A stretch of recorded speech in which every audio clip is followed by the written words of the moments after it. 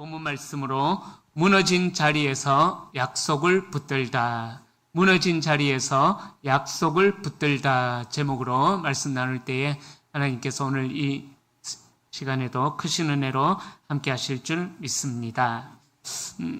여러분들은 인생을 살아가시면서 내가 세웠던 그 계획들이 한순간에 다 와르르 무너지고 또 수포로 돌아가고 더 이상 도망칠 곳도 숨을 곳도 없는 그러한 상황들을 경험해 보신 적이 있으십니까?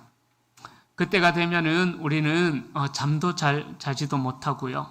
또 모든 계획이 무너질 때 또 내 자녀들이 나의 힘으로 통제가 되어지지 않을 때 하여튼 그런 여러 상황 속에 위기가 우리에게 닥쳐올 때에 우리는 늘 절망이라는 단어부터 먼저 생각을 하게 됩니다.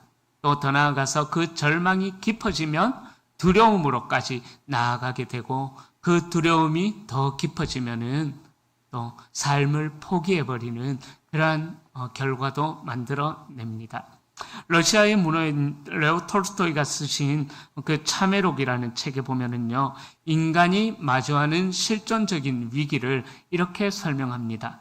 어떤 광야를 지나던 나그네가 갑자기 분노한 사자를 만납니다. 그래서 살려고 열심히 도망칩니다. 사자를 피해서 열심히 도망가던 그 나그네는 길가에 있는 깊은 우물 속으로 몸을 던집니다. 다행히 우물벽에 자라난 칡넝쿨을 꽉 붙잡아서 우물에 빠지지 않고 목숨은 건졌습니다. 그래서 이제 살았구나 하고 안도의 한숨을 내쉬는데, 그래서 우물 밑바닥을 내려다 보니까는요, 그 우물 밑바닥에는 자신을 삼키려고 하는 용 한 마리가 입을 벌리고 기다리고 있었습니다. 자, 위에서는 사자가 기다리고 밑에서는 용이 자기를 잡아먹으려고 기다리고, 오직 나그네가 의지할 것은 그 칡넝쿨 하나뿐이었습니다. 그런데 설상가상으로 어디선가 흰 쥐, 검은 쥐 두 마리가 나타나서 그 칡넝쿨을 갉아먹기 시작합니다. 나그네가 붙잡고 있는 그 칡넝쿨을 갉아먹기 시작한다라는 거죠.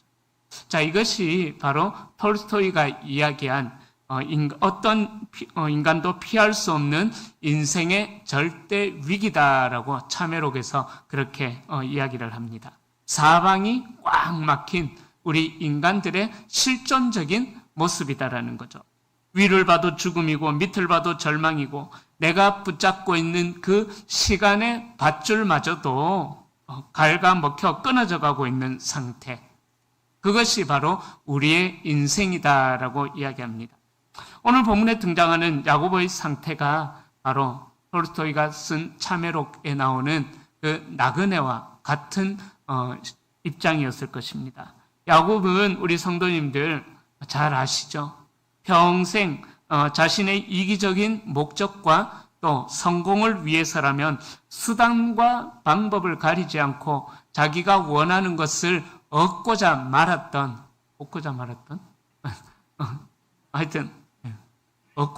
말이 맞네. 뭔가 좀 이상한 것 같아요.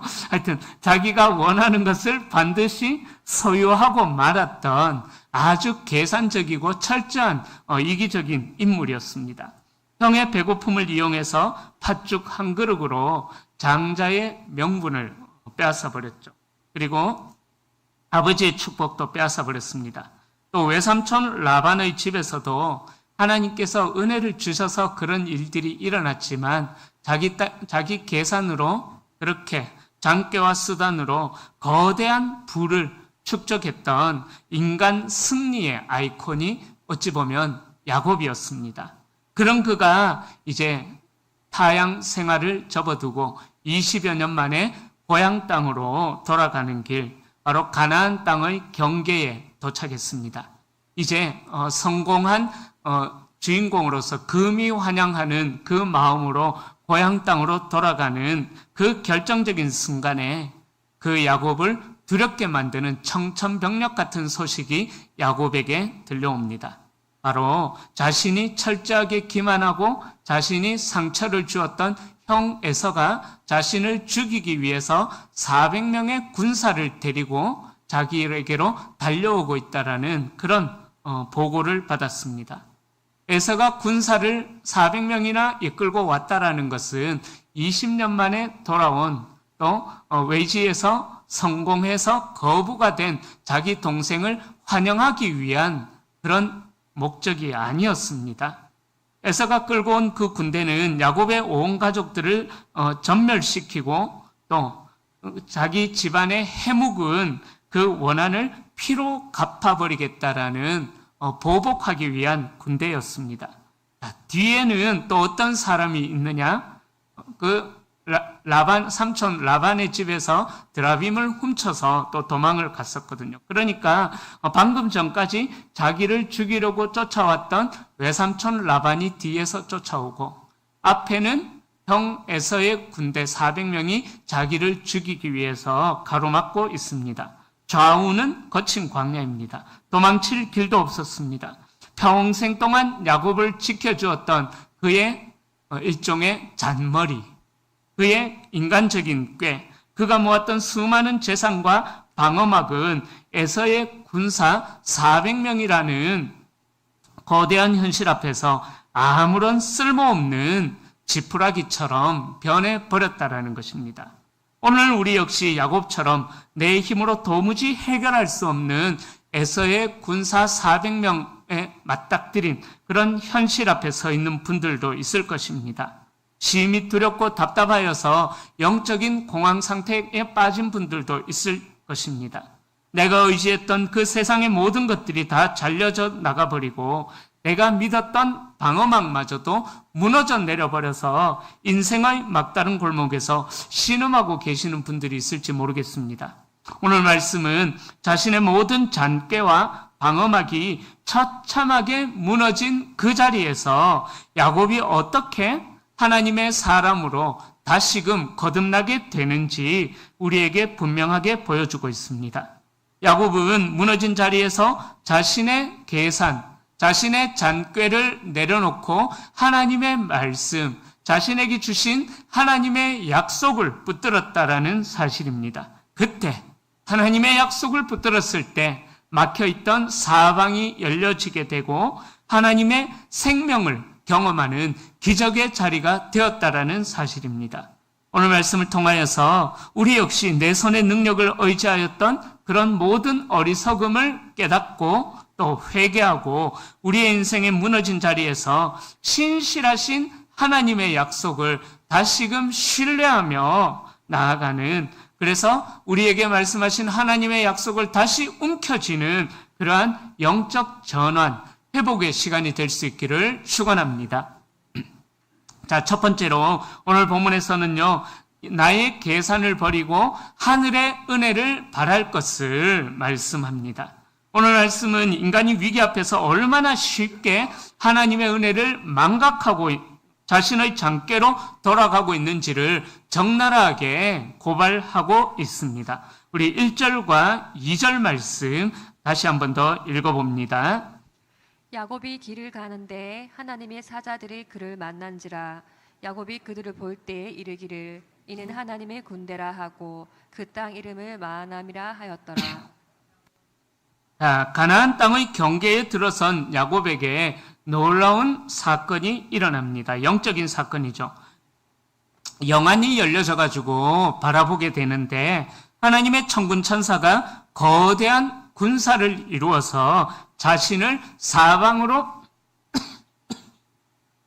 호위하고 있는 모습을 보게 된 것입니다. 그래서 야곱은 그 자리를 이름을 붙이는데 마하나임이라고 이름을 붙입니다. 우리 성도님들 마하나임의 뜻을 잘 알고 계시죠? 마하나임의 뜻이 무엇입니까? 여호와의 군대라고 보통 그렇게 알고 계실 것입니다. 그런데 마하나임의 뜻은요, 정확하게 말씀드리자면은 두 군대, 그러니까 두 개의 군대, 두 개의 진영이라는 뜻이 있습니다. 이 마하나임의 뜻을 오늘 말씀에 중요한데요, 잘 기억하고 계셔야 됩니다. 마하나임의 뜻이 뭐라고요? 예, 두 진영, 두 군대 그런 뜻이 있습니다. 자, 그런데 야곱이 왜 하필 두 군대, 두 진영이라고 그렇게 불렀을까요? 그 이유는 지금 야곱의 눈앞에 뭐가 있습니까? 자신이 성공해서 이룬 성공의 물질의 진영이 있고요. 또 그 뒤를 든든하게 받쳐주는 하나님의 천군 천사의 진영, 자신의 진영과 천군 천사의 진영이 그렇게 자신에게 있었다라는 것입니다. 이것이 바로 하나님이 야곱에게 주신 영적 위로가 되었습니다. 야곱아, 에서가 아무리 무서워도 내 군대가 너의 진영을 둘러싸고 있다. 그렇게 말씀해 주시는 하나님의 확실한 보호하심의 사인이었던 것입니다. 자, 그런데요, 7절을 보시기를 바랍니다. 에서가 군사 400명을 거느리고 오고 있다는 그 현실의 소식을 듣자마자 야곱이 어떻게 합니까? 심히 두렵고 답답하여서 자기 소유를 두 떼로 나눕니다. 조금 전까지 하나님의 군대를 보고 그곳 이름을 마하나임이다. 하나님의 군대가 나를 보호하고 있다라는 그 의미를 붙였습니다. 그렇게 하나님의 군대를 보면서 감격했던 야곱이었습니다. 그러나 에서의 군사 400명이라는 눈앞의 현실의 위기가 닥쳐오자 야곱은 그 위대하신 하나님의 군대를 잊어버리고 극심한 두려움과 영적 공황 상태에 빠져서 다시 자신이 예전에 살았던 그 계산하는 습관, 고질적인 그 버릇을 버리지 못하고 인간적인 계산기를 두드리기 시작하는 거예요. 자, 제가 기억하고 계셔야 된다라는 그 마하나임의 뜻, 두 군대, 두 진영이라고 말씀드렸잖아요. 그러니까 우리가 다시 한 번 더 생각해 볼 것은 7절에 두 떼가 나오죠. 두 떼. 이 두 떼라는 히브리어의 원어가 조금 전에 하나님의 군대를 불렀던 이름과 똑같은 단어, 히브리어에서 마하나임이라는 단어를 이 두 때에 동일하게 사용하고 있습니다. 여기에 바로 야곱의 지독한 영적인 비극과 모순이 있다라는 거죠. 야곱은 하나님의 군대인 하늘의 마하나임을 신뢰하기보다는 자기 소유를 반으로 쪼개어서 에서가 한쪽을 치면 나머지 한쪽이라도 건져서 도망치겠다라는 인간적인 땅의 마하나임, 하나님의 군대도 마하나임이고 야곱이 나눈 두 떼도 동일한 마하나임이에요. 그러니까 하나님의 은혜를 또 내 손으로 만든 물질의 방어막으로 대체해버리는 그러한 선택을 야곱이 했다라는 사실입니다. 자, 프랑스의 천재 사상가였던 블레즈 파스칼은 그의 저서 팡세에서 인간의 이런 고질적인 모순에 대하여서 이렇게 이야기합니다. 인간은 은혜를 잘 들어보셔요. 인간은 은혜를 경험할 때 잠시 위대해지지만 현실의 위기가 오면 즉시 자신의 비참한 장꾀로 돌아간다. 하나님을 믿는다고 고백하면서도 손으로는 여전히 자신이 만든 가짜 방어막의 숫자를 세고 있는 것, 그것이 인간이 가진 가장 뿌리 깊은 영적인 질병이다.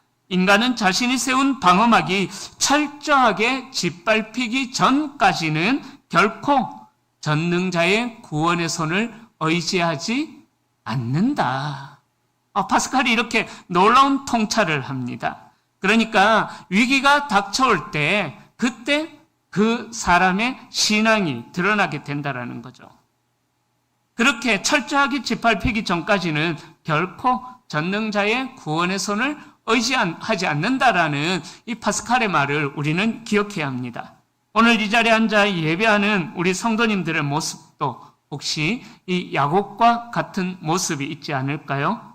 우리도 주일 예배 때 혹은 기도회 때 눈물 흘리면서 하나님만을 의지합니다. 하나님의 살아계심을 믿습니다. 라고 그렇게 기도하면서 마하나임을 찬양합니다. 주님이 내 인생을 책임지실 줄 믿습니다. 주님이 내 방패십니다. 라고 마하나임 되시는 하나님을 찬양하고 고백합니다. 그러나 교회 문을 나서서 삶의 현장으로 돌아갔을 때에 내 삶에 에서의 400명의 군사 같은 그런 위기가 닥쳐오면 우리는 예배를 통해 경험했던 또 예배를 통해 고백했던 마하나임은 잊어버린다라는 거예요. 그리고 다시 내 머리를 굴려서 인간적인 마하나임, 인간적인 두 때를 나누기 시작한다라는 것입니다. 어떻게 해요? 이 사람에게 줄을 대기도 하고 내 수단과 나의 잔꾀로 어떻게든 가짜 방어막을 쳐서 웃자던 동간에 살아남으려고 애를 쓰는 모습이다라는 거예요. 얼마나 모순입니까? 기도하는 자리에 나와서는 상처나지에 나를 도와주실 분은 우리 하나님 한 분밖에 없습니다. 극해놓고는, 그죠? 극해놓고는 정작 위기가 닥쳐오면은 일단 하나님 잠깐만 계십시오. 이거는 하나님도 어찌할지 못할 것 같습니다. 그러면서 사람 찾아다니고 내 경험 찾아서 해결하려고 하는 그런 모습들, 수단과 방법을 가리지 않고 나의 마하나임, 나의 두 때를 만든다라는 거예요. 그러나 내 손으로 만든 땅의 마하나임은 에서의 군사 400명 앞에 단 한순간에 밟혀 없어질 가짜 방어막에 불과하다라는 사실을 기억하셔야만 합니다. 내 잔꾀와 인간적인 계산으로 위기를 돌파하려고 할 때에 우리는 절대로 파스칼이 이야기했던 것처럼 두려움과 공포에서 벗어날 수가 없다라는 사실을 기억하셔야만 합니다. 이 시간 바라기는 은혜를 알고도 나의 계산을 앞세웠던 우리의 영적인 불신앙을 과감하게 깨뜨릴 수 있기를 축복합니다. 내가 만든 가짜 방어막 그 두 때, 내가 만든 인간의 마하나임이라는 계산기를 내려놓고 여전히 내 삶을 사방으로 호위하고 계시는 하나님의 군대, 인간의 마하나임이 아니라 하나님의 군대, 참된 마하나임의 은혜만을 바라보는 영안이 우리에게 있기를 주님의 이름으로 간절히 축원합니다. 자, 두 번째로 막다른 골목에서 하나님을 독대할 것을 말씀합니다. 자, 야곱이 심히 두렵고 답답하여서 가짜 방어막을 쳤지만 그것이 에서의 분노를 막을 수 없음을 깨달았을 때에 그는 비로소 자신이 얼마나 무능한지, 자신이 쌓아왔던 그 세상적인 성공이 얼마나 의미가 없는 것인지를 뼈저리게 대면하게 됩니다. 7절에 보면은 심히 두렵고 답답하여라는 말씀이 나오죠. 이 심히 두렵고 답답하여라는 구절을 주목해야 합니다. 자, 여기서 답답하여라는 말에 해당하는 히브리어는요, 야차르라는 단어를 사용해요. 자, 이 야차르라는 단어는 어떤 뜻이 있냐면은 사방이 꽉 막혀 좁은 공간에서 옴짝달짝 할 수 없이 압착되다, 그런 의미가 답답하여 야차르라는 단어의 의미입니다. 자신의 화려한 말재주, 얼마나 야곱의 말재주가 언변이 화려했습니까? 그리고 20년간 3,000집에 살면서 모았던 그 수많은 재물도 에서의 군사들 앞에서는 자신을 지켜줄 수 없다는 사실을 알았을 때 야곱은 야차르의 상태, 사방이 꽉 막혀서 옴짝달짝도 할 수 없는 그런 상태, 그런 고통을 느낀 것입니다. 종교개혁자인 존 칼빈은 그의 창세기 주석에서 이 부분을 이렇게 해석합니다. 하나님께서 당신의 사랑하는 자녀를 다루시는 가장 독특한 방법은 그의 삶을 사방이 가로막힌 야차르, 답답함의 골목으로 몰아넣으시는 것이다. 왜냐하면 인간은 이게 중요한 말입니다. 인간은 도망칠 구멍이 단 하나라도 남아있다면 결코 하나님을 찾지 않는다. 그렇죠? 도망칠 구멍이 한 개라도 남아있으면은 절대로 하나님을 찾지 않는데요. 인간의 장깨가 통하는 모든 경로가 차단되고 자신의 존재가 철저하게 무능하다라는 사실을 뼈저리게 깨닫는 그 막다른 골목이야말로 가짜 야곱이 죽고 하나님의 황태자인 이스라엘로 태어나는 거룩한 인큐베이터가 된다. 존 칼빈은 오늘 본문을 이렇게 해석합니다.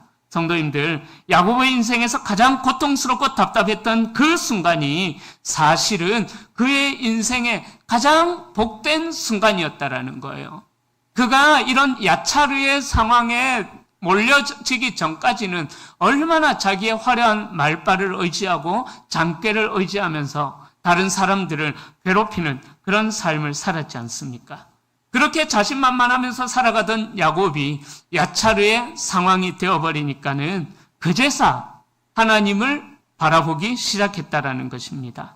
언제나 하나님보다 자기 머리를 더 믿었던 야곱이 비로소 야차르의 상황이 되니까 자기 신뢰라는 우상을 깨뜨려버리고 오직 하나님 한 분만을 독대하는 자리로 나아갔다라는 사실입니다. 우리의 인생도 마찬가지입니다. 하나님은 가끔씩 우리가 공들여 쌓아온 그 평생의 탑을 또 건강의 방어막을 물질의 방어막을 한순간에 흔들어 버리실 때가 분명히 있습니다. 그로 인해서 우리의 삶을 압박하는 현실의 어려움들인 야차르의 상황에 우리가 처해질 때도 있습니다. 마치 영혼이 정말 압축기에 쫙 압착되는 듯한 그런 상황에 마주할 때가 있습니다. 그러나 기억하시기를 바랍니다. 나의 잔꾀가 무너지고 사방이 가로막힌 그 막다른 골목은요, 내 인생이 파멸로 끝나는 자리가 절대로 아니라는 사실을 기억하셔야만 합니다.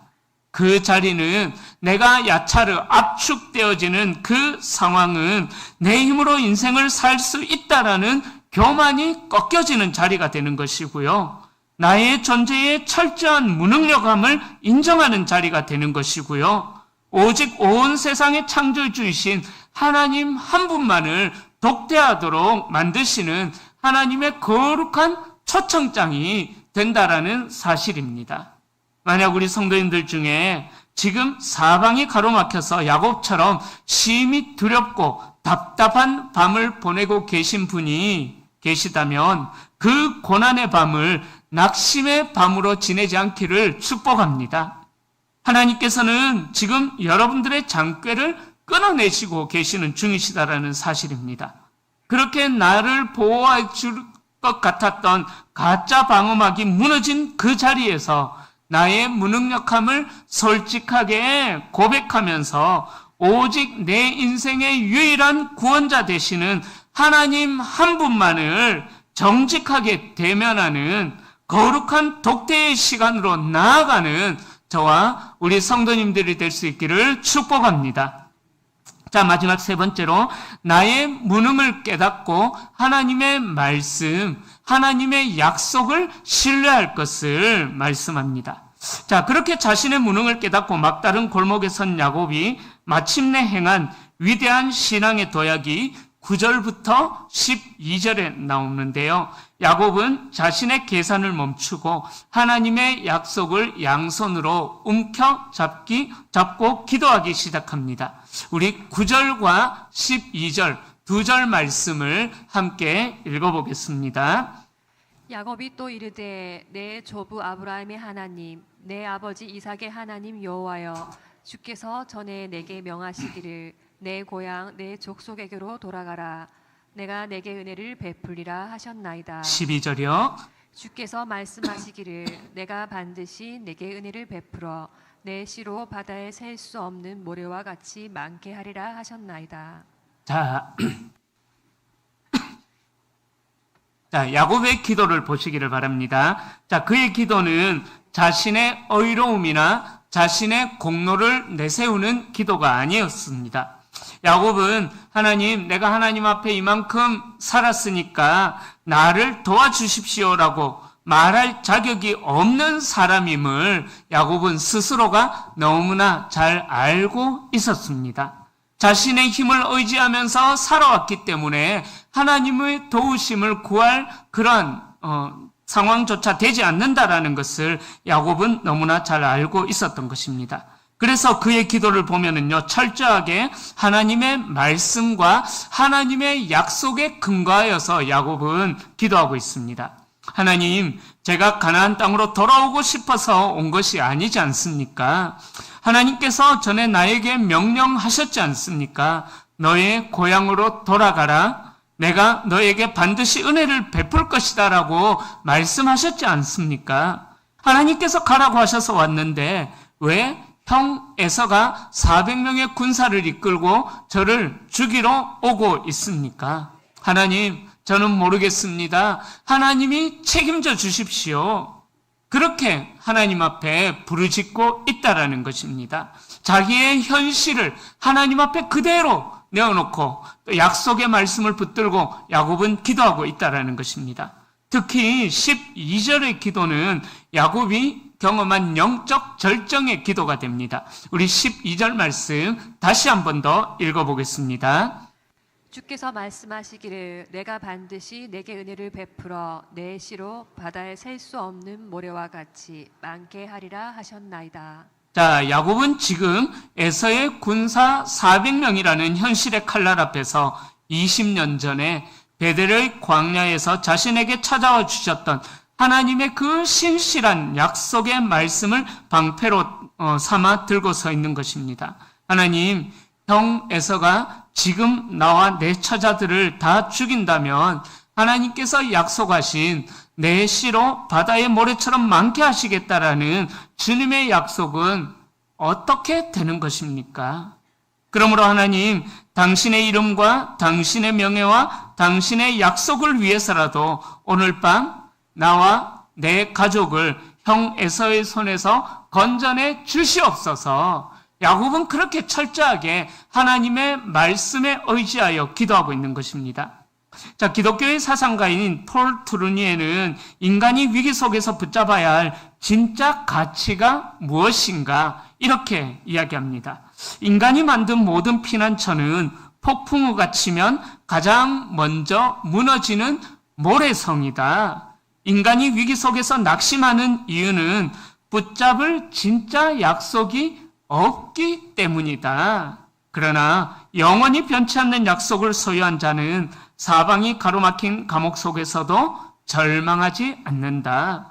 진짜 믿음은 내 눈앞의 위기보다 하나님의 약속의 무게를 더 무겁게 여기는 것이며 그 약속을 붙들고 오늘을 버텨내는 치열하고 역동적인 몸부림이다. 폴 트루니에는 우리 인간이 위기 속에서 붙잡아야 할 진리가 무엇인지, 진짜 가치가 무엇인지 그것을 우리에게 이렇게 이야기하고 있는 것입니다. 사랑하는 성도님들, 우리가 현실을 살아가면서 붙잡아야 할 영적인 무기가 바로 이것입니다. 우리는 기도할 때 어떻게 기도합니까? 기도할 때 보면 종종 나의 감정을 붙잡고 나의 상황을 붙잡고 나의 형편을 붙잡고 하나님 앞에 기도합니다. 하나님, 내가 너무 힘듭니다. 하나님, 내가 너무 억울합니다. 하나님, 내가 죽을 것 같습니다. 물론 우리 하나님은 우리 인간들의 연약한 감정의 소리도, 감정의 하소연도 들으십니다. 그러나 야곱처럼 사방이 가로막힌 야차르의 위기를 돌파하는 가장 강력한 기도는 나의 감정을 의지하여서 기도하는 것이 아니라 바로 하나님의 약속의 말씀을 붙잡고 하나님 앞에 기도하는 것이 우리에게 강력한 무기가 된다는 것입니다. 하나님께서 말씀하시기를 두려워하지 말라, 내가 너와 함께 함이니라. 놀라지 말라, 나는 내 하나님이 됨이니라. 하나님 말씀하셨지 않습니까? 하나님이 내 아버지가 되시겠다라고 약속하셨사오니 이 무너진 현실 속에서 당신의 약속을 붙들고 견디게 하시고 당신의 약속을 붙들고 신실하게 살아가게 해 주시옵소서. 이 말씀의 약속을 우리는 굳게 붙들어야만 하는 것입니다. 지난 금요 기도회 때까지 베드로 전후서를 통해서 말씀을 나눴는데요. 우리 인간들이 의지하는 세상의 물질은 하나님의 때가 되면은 아무 의미 없이 불타버리고 소멸되어지는 것입니다. 우리가 세웠던 인간의 방어막은 어찌 보면 에서의 군사들 앞에서 다 찢겨나가고 천지는 없어질 것입니다. 그러나 하나님의 약속, 우리를 지키시겠다라는 하나님의 약속의 말씀은 1.1획도 변하지 않고 영원히 서 있는 줄로 믿습니다. 그러기에 나의 감정을 붙잡고 기도하지 마시고 하나님의 말씀, 하나님의 약속을 붙잡고 기도하시기를 바랍니다. 우리의 인간적인 두 때의 계산기, 내가 세웠던 인간적인 마하나임을 하나님 앞에 과감히 버리고 철저하게 하나님께서 세우신 마하나임을 의지하시기를 바랍니다. 그리고 내 인생의 무너진 자리에서 야곱처럼 하나님의 말씀만을 양손에 꼭 쥐고 기도하십시오. 하나님의 약속을 붙잡고 드리는 그 언약의 기도를 통해서 에서의 군사 400명이 변하여서 화해의 눈물로 바뀌는 위대한 승리와 반전의 기적을 하나님께서 우리 인생들 가운데 허락해 주실 줄로 믿습니다. 이제 말씀을 정리합니다. 야곱은 평생 자신의 삶을 자신의 잔꾀와 계산으로 인생의 방어막을 치면서 살아왔던 사람이었습니다. 그러나 가나안의 문턱에서 마주한 에서의 400명이라는 거대한 현실 앞에서 그가 만든 땅의 마하나임, 자기가 만든 마하나임은 아무런 힘도 쓰지 못하고 무참히 해체되어 버렸습니다. 사방이 꽉 막혀 압착되는 듯한 답답함의 골목에서 야곱은 그제서야 비로소 자신의 무능함을 인정하고 하나님 앞에 단독자로 엎드리게 된 것입니다. 그리고 자신의 공로나 능력이 아니라 내가 너에게 반드시 은혜를 베풀 것이다 라는 약속의 말씀을 붙잡고 밤이 새도록 하나님 앞에 부르짖어 기도했었습니다. 그 결과가 야곱의 잔꾀가 죽고 하나님의 사람 이스라엘로 거듭나게 되는 위대한 영적 대역전의 역사가 일어난 것입니다. 사랑하는 성도님들, 하나님의 시계는 절대로 멈추지 않습니다. 그러기에 하나님의 약속도 역시 멈추지 않을 줄로 믿습니다. 내 힘으로 내 인생의 방어막을 치려 했던 교만을 다 버리시고 영원히 흔들리지 않는 하나님의 말씀 위에 나의 인생의 기초를 세워나가는 저와 여러분들이 될 수 있기를 축복합니다. 그래서 사방이 막힌 것 같은 절망의 자리, 내 계획이 무너진 바로 그 자리에서 야곱처럼 하나님의 약속을 붙잡고 그 하나님의 은혜를 구한다면은 하나님께서 저희들을 절대로 외면하지 않으실 줄로 믿습니다. 그래서 나의 인간적인 계산을 멈추고 하나님의 말씀을 붙들고 하늘의 만화인 군대를 의지하여서 날마다 우리의 삶을 승리로 이끄시는 하나님의 은혜 가운데 거하시는 복된 성도님들 다 되시기를 우리 주님의 이름으로 간절히 축원합니다.